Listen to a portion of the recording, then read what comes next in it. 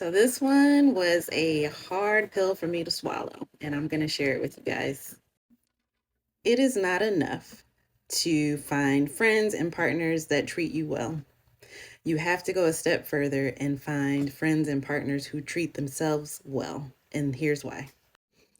If you follow me, you may have seen my video on how to protect yourself from manipulative behavior and toxic situations. And if you haven't, go back and watch that video.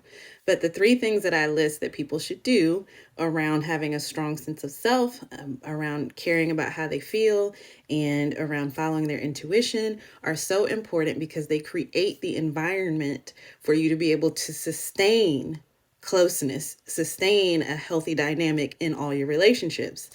So if you deal with people who don't do those things, and by take care of themselves, I mean physically, mentally, emotionally, sometimes they can come on even stronger than others with the princess treatment or the king treatment because their motivation is to get something in return or to fill a gap that they have within themselves.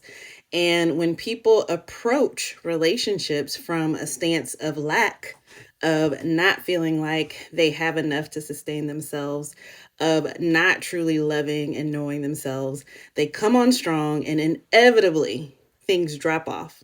Because if they're not healthy, if they're not taking good care of themselves, they just cannot sustain the energy and effort required to treat you well long term. So what ends up happening is they come on really, really strong.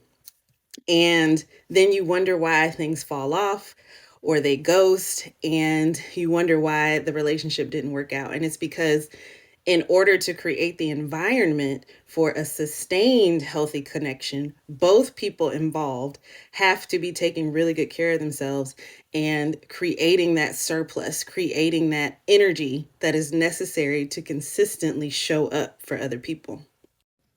So I feel like this is the third leg of my growth journey because the first leg was just to get away from people who were just straight up treating me like garbage. And during that second leg of my journey, I was learning how to treat myself better. And I was attracting people who treated me like a queen, but didn't treat themselves well. And inevitably, the character would start to break through. Like the holes would start to show. So now I understand that in order to have healthy, sustained connections, the people that I'm engaging with have to be diligent about self care, self love, and self awareness as well. And this is the very reason we're seeing that trend on TikTok of people talking about all the wonderful things their partner did for them while they were cheating. It was because their treatment of them wasn't coming from a place of abundance and stability, but from lack.